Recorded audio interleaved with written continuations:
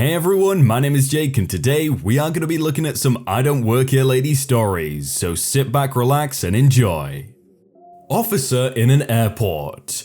This didn't happen to me personally, but to a very close friend of mine on his way home to visit. My childhood best friend was coming home to visit from the military. He's stationed in San Diego.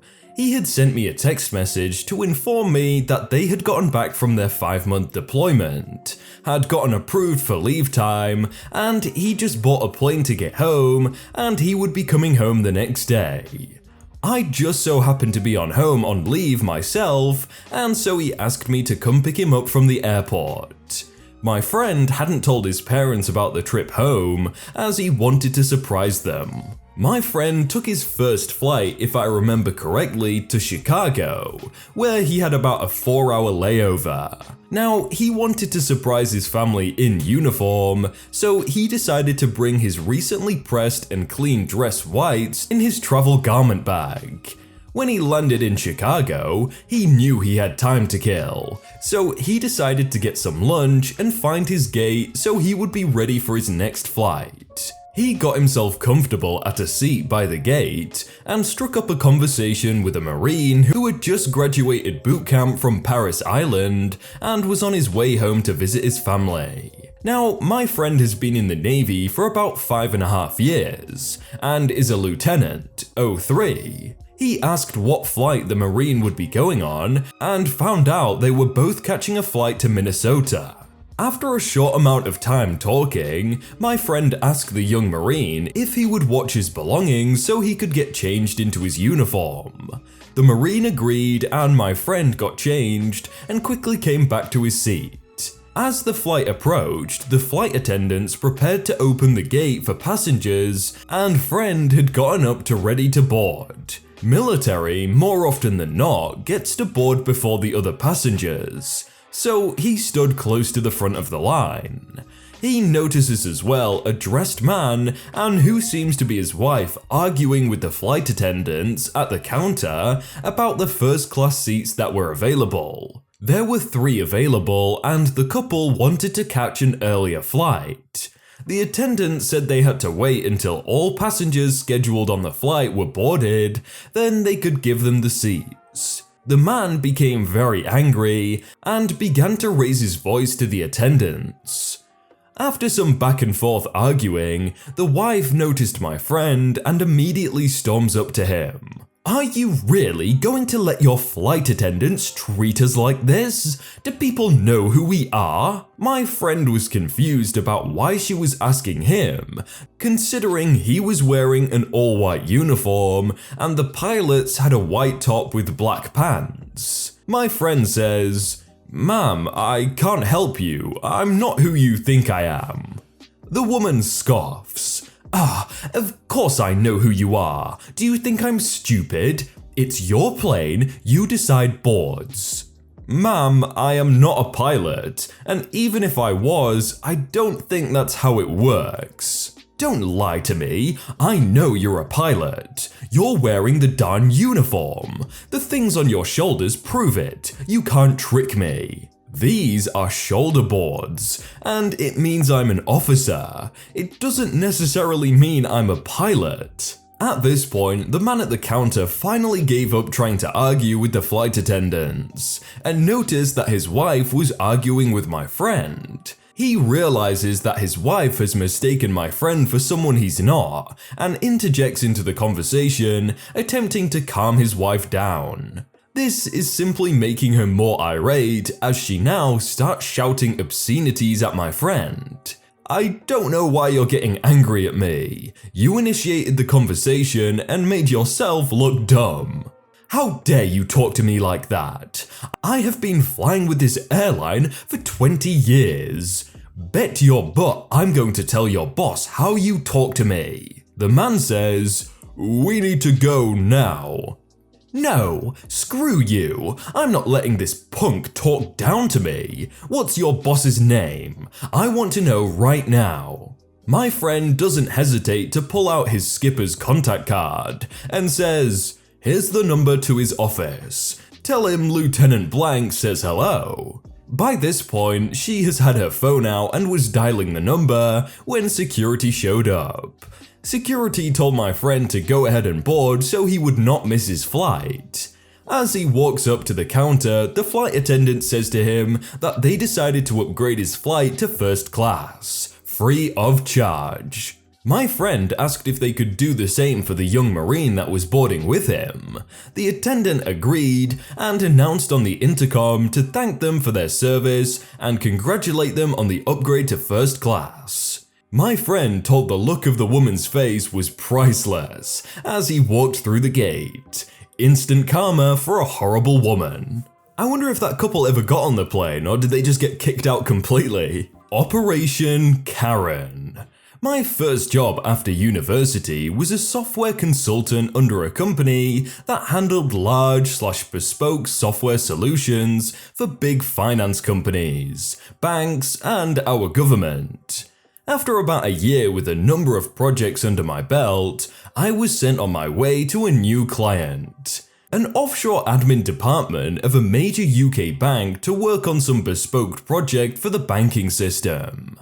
This was approaching 10 years ago. This might be a grey area for this sub, but think of my role like an IT equivalent of asking a plumber to fix your toilet. The building had maybe 30 or 40 employees and rows of desks down a long room with multiple little offices or meeting rooms adjacent.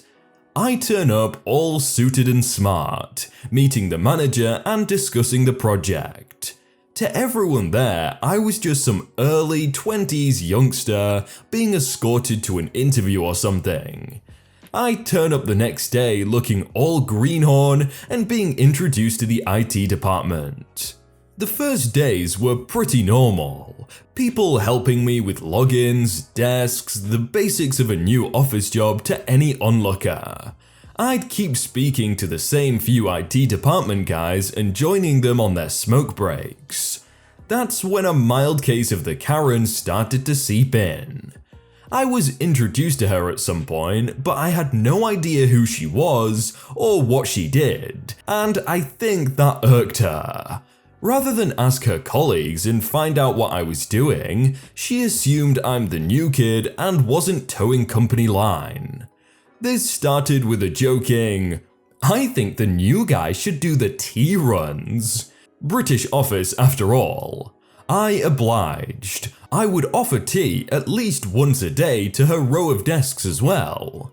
The petty power play kept increasing with things like the Friday bacon run and, "Oh, if you are going to the printer, can you scan this for me?" She was trying to show herself as a senior and that she was my superior. I think the best one was her inviting me to a company meeting she led on current business issues. I'd been invited to many meetings before because part of my job is understanding the client's business. Then she started noticing things. I'd stroll in at 10:30 AM, I'd leave at 4 PM, I might have 2-hour lunch breaks. I was too casual with my sharp jeans and untucked black shirt, even though the IT department guys wore tatty jeans, trainers and t-shirts.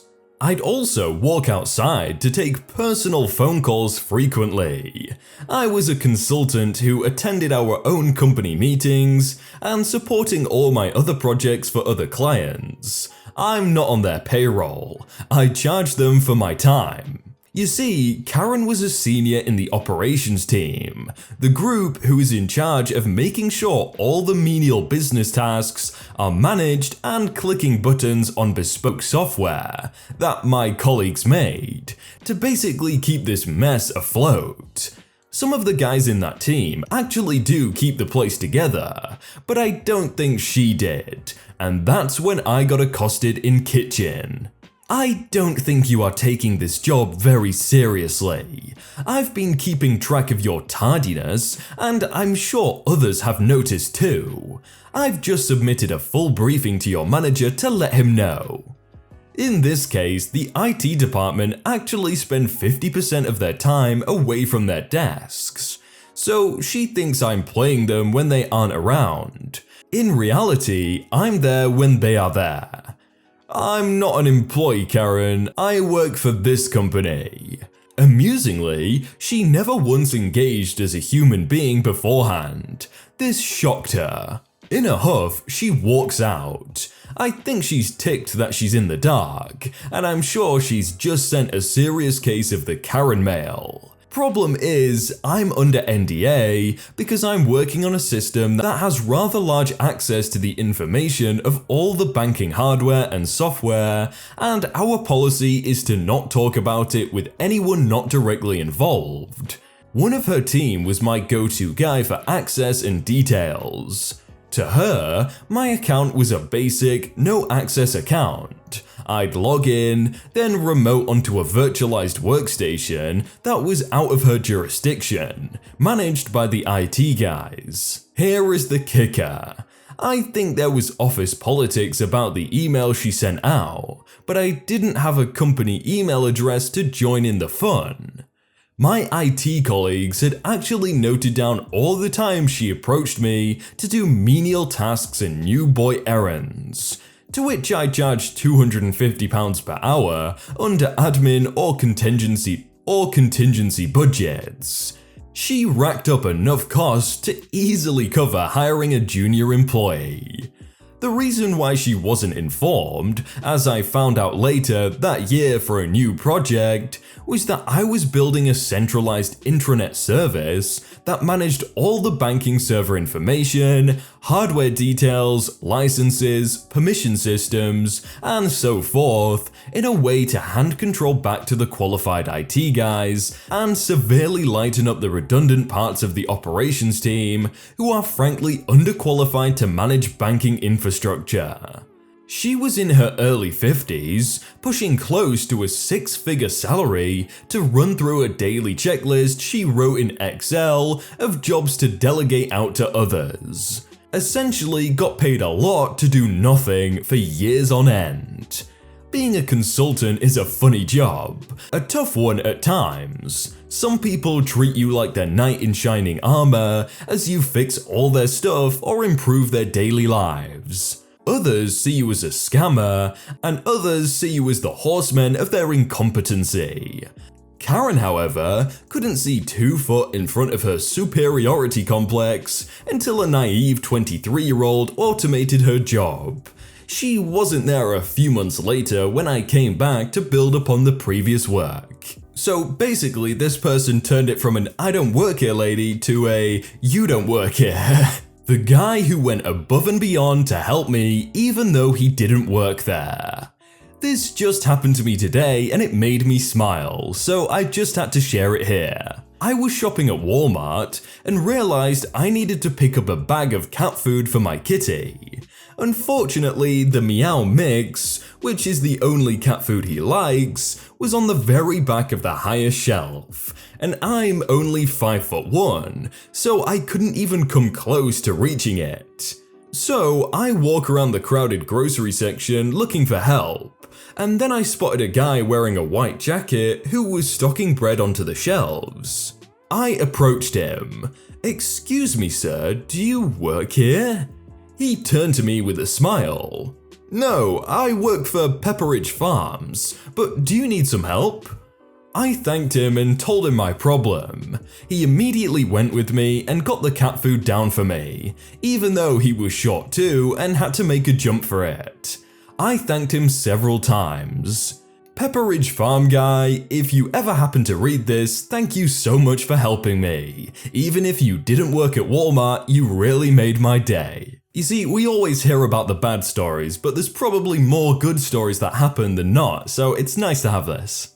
Wow, those 2 videos look really appealing. I'm gonna have to click at least one of them. Right guys? Click one of them if you want to see some more stories.